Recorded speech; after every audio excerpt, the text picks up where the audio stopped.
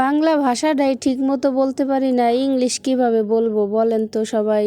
তো যাই হোক, পুরো ভিডিওটা দেখার আগে আসসালামু আলাইকুম ভাই বোনেরা, কেমন আছেন সবাই। তো আমরা নামেই শুধু বাঙালি, বাংলা তো কেউ ঠিকমতো কইতেই পারি না। বাংলা শব্দের অর্থ কি এটাই তো বলতে পারবো না। বাংলা কিন্তু অনেক কঠিন একটা শব্দ, 17টা ভাষা মিশ্রিত মনে করেন একটা বাংলা ভাষা। আর এই বাংলা ভাষার মধ্যে দেখবেন আপনি ইংলিশ, বাংলা, উর্দু অনেক কিছু মিক্স করা আসছে। কেউ কোনো কিছু নেগেটিভ নেবেন না বা খারাপ পর্যায়ে নেবেন না। অনেক সময় কারোর সাথে কেউ একটু স্মার্ট না হইলে কয় ইস কি খ্যাত, একটু ইংলিশে কথা না বলতে পারলে বলে কি খ্যাত। আসলে কি খ্যাত ভাই, এই খ্যাতটা যে কি এটাই কিন্তু কেউ চিনে না। এই খ্যাতেরতেই কিন্তু সবাই একসময় উইডা আইছে ভাই। আজকে আমরা ঢাকা শহরে থাকতেছি বা আপনারা বড় বড় অফিসে চাকরি করতেছেন, বিল্ডিংয়ে থাকতেছেন, এসি রুমে ঘুমাইতেছেন, অথচ চিন্তা করে দেখেন আপনার বাপ দাদা, দাদার দাদা তারা কি ছিল, এই খ্যাতই ছিল। তারা কিন্তু মূর্খ ছিল, খাইয়া না খাইয়া টাকা জমাইয়া জায়গা কিনে থুইছে, বাড়ি করে থুয়ে গেছে। ওইগুলাই কিন্তু আমরা আজকে ভোগ করতেছি আর আমরা ফুডানি করতেছি। আর অন্য একজনের দেখলে কইতেছি খ্যাত, এই খ্যাতের থেকেই সব উইডা আইছে ভবিষ্যতের সব কিছু। অথচ এই ক্ষেতগুলোই মনে করেন চাষ করলে সবজি হয়, সব কিছু হয়। এর লেগেই এখন ক্ষেত খামার নাই, কিছুই নাই দেশ গ্রামে, ক্ষেতেও ফসল হয় না।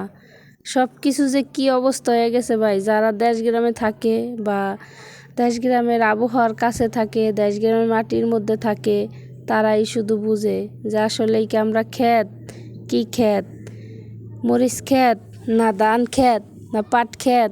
এই ক্ষেতেই এক সময় মনে করেন এই যত ঢাকা শহরে এখন বড় বড় অফিসার কন বা বড় বড় মানুষ কন বা বড় বড় শিক্ষিত যত যারা আছে তাদের মনে করেন দাদারা কেউ এই নেগেটিভ নেবেন না। একবার চিন্তা করে দেখেন তাদের দাদা বা বাবা, তার বাবা বা তার পরদাদা, যারা আগের যুগের মানুষ ছিল তারা কিন্তু এই ক্ষেত খামারিতেই কাজ করতো। আর আমরা এখন কত আরাম, লেপ্ত সুখে ঘুমাই, আরামসে খাই, হিসাব নাই নিকাশ নাই, যেদিকে মন চাইতেছে যাইতাছি। বলতে পারেন এটা তো সময়ের পরিপ্রেক্ষিতে, হ্যাঁ ভাই সময়ের পরিপ্রেক্ষিতে এটা, কিন্তু তারপরও সবাই আমরা মানুষ, মানুষকে সম্মান দেওয়া ভালো।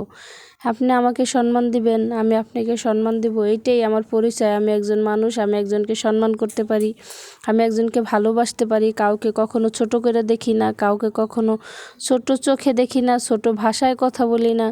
মানুষের মনে কখনো কষ্ট দেওয়া ঠিক না। মানুষ, সবাই মানুষ আমরা।